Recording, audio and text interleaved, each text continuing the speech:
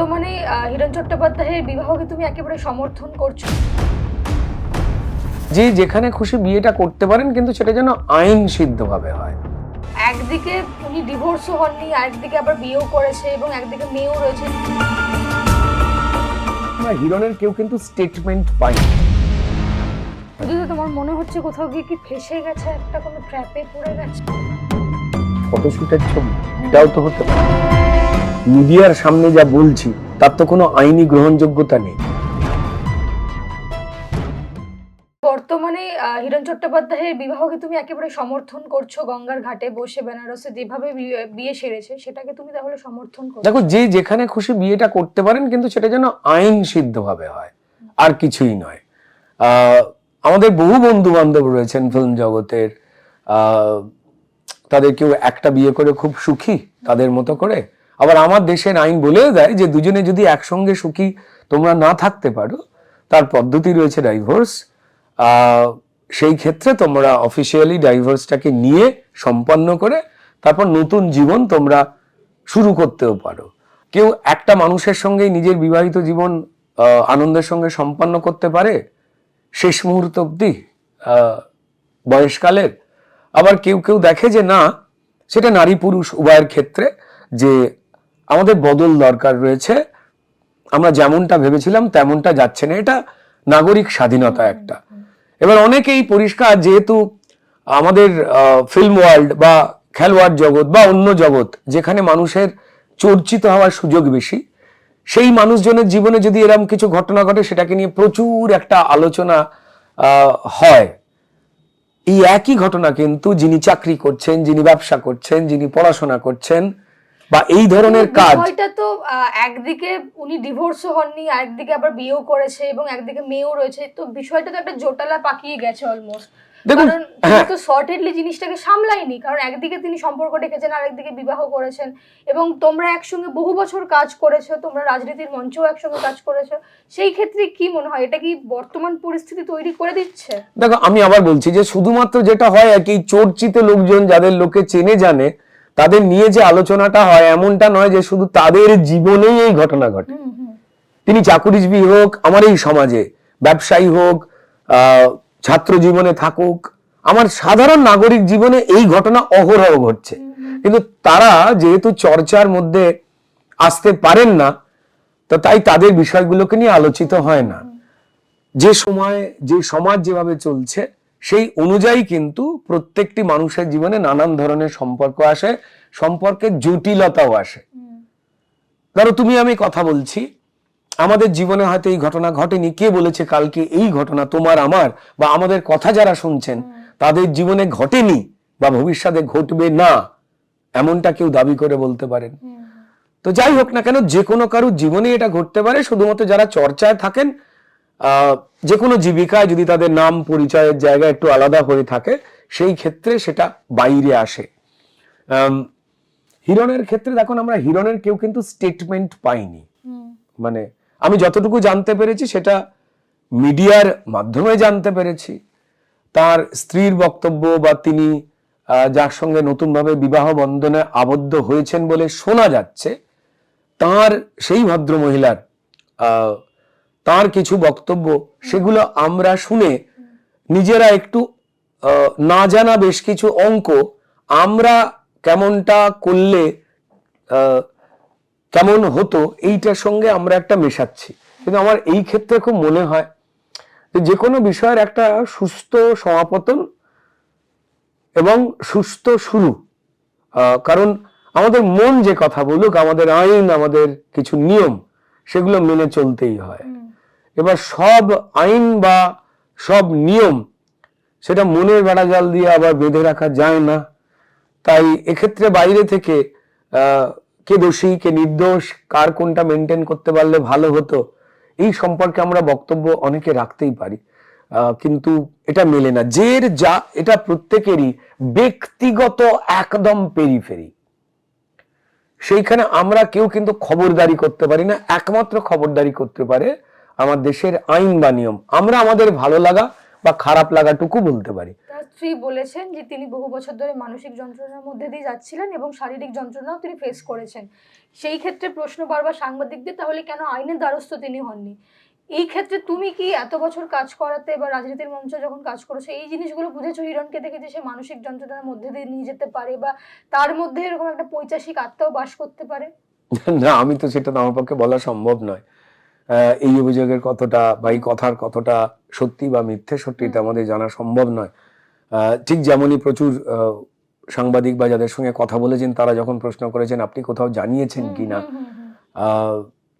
সেরকম একটা যুক্তিসঙ্গত সাংবাদিকদের কাছ থেকে আসা প্রশ্ন, আমি এক্ষেত্রে কাউকে ঠিক কেউ বা কেউ ভুল আমি এই তকমা দেবার কেউ নই। আমার শুধু একটাই জিনিসের জায়গা মনে হয় যে স্পষ্টতা না দরকার রয়েছে। পছন্দ বা অপছন্দের ক্ষেত্রে একটা স্পষ্টতার দরকার রয়েছে। যতক্ষণ না সেটা ক্লিয়ার হচ্ছে, আজকের এই জটিল মানসিক যে আবর্ত রয়েছে তাতে জটিলতা আরো বেড়ে যায়, তো যেটা একদমই কাম্য নয়। আর রইল কথা হিরণের সঙ্গে বন্ধুত্ব বা অমুক, আমরা সিনেমাতে সহকর্মী ছিলাম, ওর সঙ্গে তেমন বহু সিনেমা করেছি এমন নয়। বলতে গেলে একটাই সিনেমা করেছিলাম আমি, হিরণ আর সোহম, একটাই সিনেমা করেছিলাম, মেইনস্ট্রিম একটি ফিল্ম। সেই সময় আমরা বেশ কয়েকটা দিন 15-20 একসঙ্গে আমাদের কাটাবার সুযোগ হয়েছিল। আর রাজনৈতিক মঞ্চে বলতে গেলে আমাদের দেখা হয়, কিন্তু রাজনৈতিক মিটিং যেগুলো সেখানে কথা হওয়ার পরিসর কম। তো যতটুকু যাই হয়েছে সেখানে হিরণকে দেখতে পেয়েছি যে ও একটু কম কথা বলে, মানে আমরা যেমন একটু আড্ডাবাজ বলে পরিচিত, হিরণ কিন্তু একটু রিজার্ভ বলেই পরিচিত। দু ক্ষেত্রে সেটা ওর বাকি যারা সিনেমার সহকর্মী রয়েছেন তারাও ওটা বলবেন, ও একটু নিজের মতো থাকতে ভালোবাসে। তো ফলত হিরণের সঙ্গে তুমুল বন্ধুত্ব, খোলা আড্ডা, ফলত জানতে পারছি যে ও কেমন জীবনটা যাপন করতে চাইছে, এরকম কোনো ধরনের আলোচনা হওয়ার তো স্কোপ নেই। আর স্কোপ থাকলেও আমি ব্যক্তিগতভাবে আর কি কখনো পর্যন্ত যদি কেউ নিজে থেকে তার ব্যক্তিগত জীবনের কথা না তোলে, আমি এই জিজ্ঞাসা করাগুলো থেকে একটু দূরে সরে থাকি। তোমার মনে হচ্ছে কোথাও গিয়ে কি ফেসে গেছে, একটা কোনো ট্র্যাপে পড়ে গেছে? সেটা একদমই হিরণের যতক্ষণ না বক্তব্য আসছে, একটা জটিল পরিবেশ তৈরি হয়েছে। সাধারণত প্রেম ভালোবাসা বা বিবাহের ক্ষেত্রে সোশ্যাল মিডিয়া থেকে সেই ছবি তুলে নেওয়া হয়েছে। আমি আবার বললাম যে কে ছবি দেবে, কোন ছবি দেবে, কোন ছবি তুলে নেবে, এটা তো তার ইচ্ছা, আমাদের তো ইচ্ছা নয়। আমরা দুজন নারীর বক্তব্য দেখতে পাচ্ছি যে দুজনেই পরিণত বয়সের মানুষ, ঠিক আছে। মধ্যিখানে দাঁড়িয়ে আর একজন পুরুষ, তার বক্তব্য এখনো পর্যন্ত আমরা কেউই জানি না। আমরা যে আলোচনাটা করছি সেটা হচ্ছে এই দুজন ভদ্রমহিলা তারা কোন বক্তব্য রেখেছেন, তা তারা কিছুটা তারা পেশ করেছেন, কিন্তু মধ্যিখানে যে পুরুষ মানুষটি দাঁড়িয়ে রয়েছে তার দিকের এখনো কোনো বক্তব্য পাইনি। এইটুকু একটা জিনিসের আঁচ পাওয়া গেছে যে আর 5 জন মানুষের মতো তিনি যে একটা সংসার জীবনে ছিলেন সেইখান থেকে তাদের হয়তো অ্যাডজাস্ট হচ্ছিল না, এবং সেই ক্ষেত্রে তিনি নতুন কোন একটা সম্পর্কের মাঝখানে জড়িয়েছেন এবং সেখানেও একজন নারী এসেছেন। দুজন নারীকেই সম্পূর্ণ সম্মান দিয়েই বলছি যে এটা তারা যা বক্তব্য রাখছেন এটা তাদের ব্যক্তিগত কথা বা অধিকার। সেখানে বাকি যারা যারা যে প্রশ্ন করছেন যে আপনি এটা কি জানতেন না, আপনি তাহলে বলেননি কেন, এই স্বাভাবিক যে প্রশ্নগুলো সাংবাদিকরা করছেন এটা তারা তাদের কাজের জায়গা দিয়ে করছেন। যেমন আপনি আমায় যে প্রশ্নটা করছেন, এটা খুব কঠিন হয় যে অন্য মানুষের ব্যক্তিগত জীবনে ঢুকে পড়ে একটা আলোচনা করে তার বক্তব্যের আগেই কোনো নির্যাস বহিঃপ্রকাশ করা আমার পক্ষ থেকে বা যে কোনো ব্যক্তির পক্ষ থেকে। চাই যে শান্তভাবে সবটা মিটে যাক, প্রত্যেকটা মানুষ তার নিজের মতো নিজের সম্মানটা বজায় রেখে একটা সামাজিক জীবন যাপন করুন, এটা আমার দিক থেকে একদম একান্ত চাওয়া। আবার বললাম যে যাকে নিয়ে যাবতীয় আলোচনা এই ব্যক্তির নাম যদি হিরণ চট্টোপাধ্যায় হিরো যদি না হতো বা বিধায়ক যদি না হতো, তাহলে এই ধরনের কোনো আলোচনাই হতো না। কারণ কিন্তু এই ঘটনা অনেক জায়গাতেই, সমাজের বহু জায়গাতেই ঘটছে। একজন বিধায়ক একজন হিরো হয়েও যখন এরকম একটা স্টেপ নেয় এবং আরেকজনের সঙ্গে তার ডিভোর্সও হয়নি, তিনি ফাইল করেছেন, কি করে হতে পারে এরকম একজন সজাগ ব্যক্তি এরকম একটা স্টেপ নিতে পারে? আমার একটা জিনিস মনে হয়, মানে আমরা না আইনের যে নিয়ম মার প্যাঁচ সেটাকে না খুব ক্যাজুয়াল ভাবে দেখি। যেমন বলি যে এই মুহূর্তে এসআইআর হচ্ছে, এসআইআর এর পদ্ধতি মানুষকে ডাকা, তা নিয়ে আমরা সত্যি অনেকের মনে হচ্ছে যাব কেন, চ্যাটার্জি চট্টোপাধ্যায় তো একই, কিন্তু আইনি পরিভাষায় না এগুলো এক নয়। আমাদের দিক থেকে যে যে বিষয়গুলোকে আমরা ক্যাজুয়ালি ভেবে ফেলেছিলাম, কেউ প্রশ্ন করেনি, তাই মনে করে ফেলেছিলাম যে ওইটাই নিয়ম। কিন্তু একটা ডিসিপ্লিনড আইন মানা, নিয়ম মানা কাজে যেতে গেলেই যে ডুজ অ্যান্ড ডোন্টস গুলো রয়েছে সেগুলো যখন সামনে আসে তখন আমাদের অনেকেরই অস্বস্তি হয়। আসলে সমস্যাটা আমাদের, আমরা জানিনি, আমরা জানতে পারিনি, জীবন তো চলে যাচ্ছে। ঠিক একই রকম ভাবে এই ক্ষেত্রেও বোধহয় সেম ঘটনা ঘটে, যে সম্পর্ক হোক, দায়িত্ব হোক, তার ক্ষেত্রেও যে মানসিক ইচ্ছা ছাড়া আমার দেশের বেশ কিছু নিয়ম বা আইন আছে, হাজার শিক্ষিত, হাজার সচেতন লোক যাদের কথাবার্তা শুনে সচেতন মনে হয়, তারাও যেমন এই নিজেদের নাগরিক হিসাবে বা ভোটার হিসাবে এস্টাবলিশ করতে গেলে কোন কোন জিনিসগুলো দরকার আমরা জানতে পারিনি, তাই আমাদের লাইনে দাঁড়াতে হচ্ছে। বিরক্ত হলেও কিছু করার নেই, কারণ এটা আমাদেরও কোথায় একটা দুর্বলতা বা একটা পদ্ধতিগত আরেকটু স্পষ্টতা থাকলে যেমন ভালো হতো, ঠিক তেমনি এই ক্ষেত্রেও তিনি ইঞ্জিনিয়ার না ডাক্তার না লয়ার না শিক্ষক, এটা কোনো কিছু ম্যাটার করে না, বিধায়ক না এমপি না কাউন্সিলর, কোন দল, এটা ম্যাটার করে না। ম্যাটার করে হচ্ছে এই ধরনের আইনি নিয়ম সম্পর্কে সচেতন না হওয়া। আমার খালি মনে হয় যে আমার দেশটাতে না একটা সিলেবাস চালু হওয়া উচিত। যদি কোনো দায়িত্বশীল ব্যক্তি শোনেন যে ডুজ অ্যান্ড ডোন্টস লিগালি, মানে আমরা যেমন মজা করে কোনো একটা মেয়ের সম্পর্কে কোনো একটা কথা বলি বা কোনো একটা ছেলের সম্পর্কে কথা বলি, মোটা রোগা নিয়ে কথা বলি, যেমন এটা আজকে সামনে এসছে এইভাবে বলা যায় না, ঠিক তেমন ডুজ আর ডোন্টস এর পদ্ধতি কিন্তু একদম ক্লাস 7-8 থেকে আমাদের পড়ানো উচিত বাধ্যতামূলক ভাবে। আইনি কোন কোন জিনিসগুলো কোথায় ময়লা করতে নেই, নোংরা করতে নেই, হ্যাঁ, ভোটার কার্ড, আধার কার্ড বা ট্রেড লাইসেন্স কোত্থেকে পাওয়া যাবে, বা বাড়ির মিউটেশন কোত্থেকে হতে পারে, বা আপনি নাগরিক কিনা হতে গেলে কোন কোন শর্তগুলো পূরণ করতে হবে, টোটাল আমার দেশের, আমার রাজ্যের যে শিক্ষা ব্যবস্থা তার সিস্টেমেই কিন্তু যেমন অ্যাডিশনাল সাবজেক্ট হিসেবে থাকে, যদি সেটা ইনকর্পোরেট হয় তবে যে বাচ্চাটি এটা পড়ছে সে তার পরিবারকেও গাইড করতে পারে যে এটা ঠিক নয়, নাগরিক হিসেবে এটা আমাদের ডিউটি, এটা আমাদের ক্ষমতা, আর এটা আমাদের সম্পর্কের আইন, সম্পত্তি ভাগের ক্ষেত্রে এটা আইন।